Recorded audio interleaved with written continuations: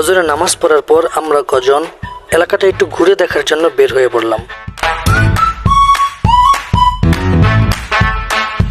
বের হয়ে আমরা একটা দোকানে বসে একটু চা নাস্তা করে নিলাম। তারপরে আমরা চলে গেলাম খুলনার সে বিখ্যাত সবচেয়ে বড় কবরস্থানে।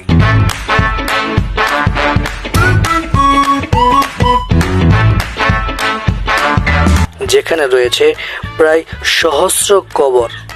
কিন্তু আফসোসের বিষয় হলো সহস্র কবর থাকলেও এখানে সকালবেলা শত মানুষের ভিড় হয় না। তাদের মা বাবার কবর জিয়ারত করার জন্য 100 মানুষও আসে না। কেউ যে আসে না তা নয়, এমন কিছু ভাগ্যবান ব্যক্তি এখানে শুয়ে রয়েছে যাদের সন্তানেরা এখানে তাদের কবর জিয়ারত করার জন্য চলে আসে। প্রিয় দর্শক, চলুন আমরা দেখতে থাকি।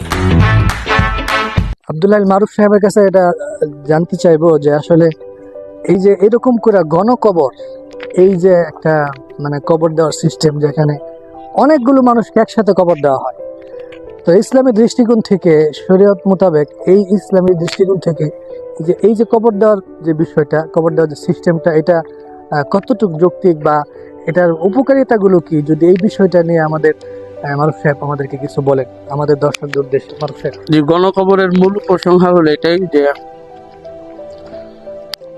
আল্লাহ পাক যেদিন কিয়ামত কায়েম করবেন, যেদিন কিয়ামতের সূর্য উদিত হবে, তখন সর্বপ্রথম হুজুর আকবর সাল্লাল্লাহু আলাইহি ওয়াসাল্লাম ওনার মাকবারা থেকে হযরত জিবরিল আমিন আলাইহিস সালাতু ওয়াস সালামের মাধ্যমে ওখান থেকে উঠবেন।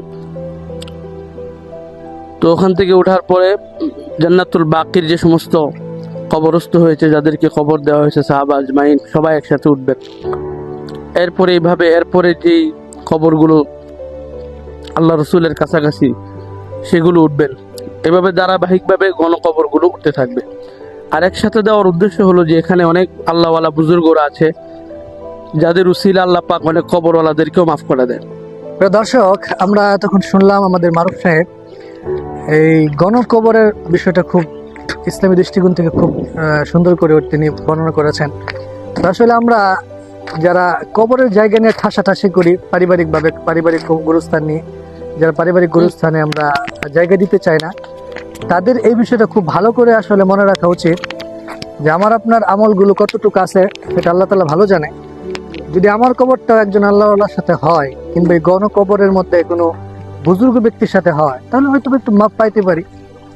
তো আমরা সবাই চেষ্টা করব এই বিচ্ছিন্নভাবে এখানে সেখানে কবর দিয়ে জায়গা জমি নষ্ট না করে আমাদের মধ্যে একটা মিল মহব্বতের মাধ্যমে আমরা যেন সবাই একসাথে কবরস্থ হতে পারি। কিছু ধর্মীয় মুজাকারা করার পর, কিছু মাসআলা আলোচনা করার পর আমরা কবরস্থান থেকে বের হয়ে আসতে যাচ্ছি।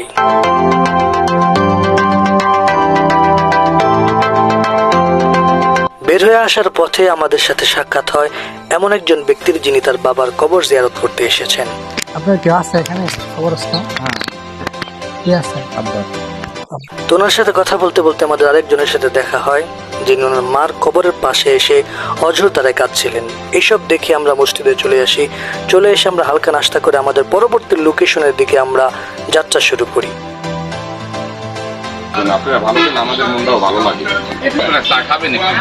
বলে রাখা ভালো, আমরা যে বাস দিয়ে আমাদের পরবর্তী লোকেশনের দিকে এগিয়ে যাচ্ছিলাম, সেই বাসের যে ম্যানেজার রয়েছেন, টিকিট কাউন্টারে যে ম্যানেজার রয়েছেন, ওনার ব্যবহারে আমরা সবাই অভিভূত হই, মুগ্ধ হই।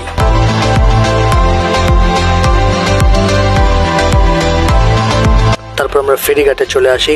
ফেরিঘাটে এসে সবাই আমরা একটু বিশ্রাম নিয়ে আবার আমাদের যাত্রা শুরু করি।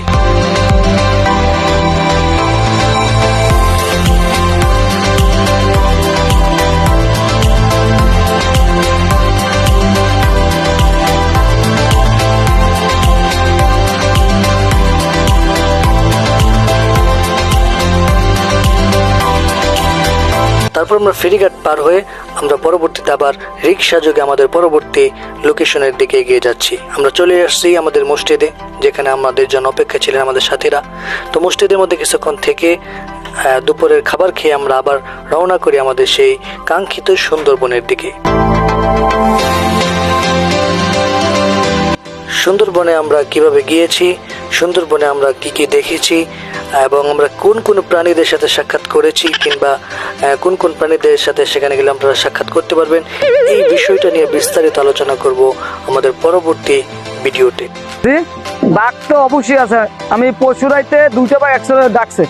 পার্ট 3-তে আমরা সুন্দরবনের পুরো গাইডলাইন নিয়ে আমরা আলোচনা করব। প্রিয় দর্শক, সাথে থাকার জন্য ধন্যবাদ জানাচ্ছি।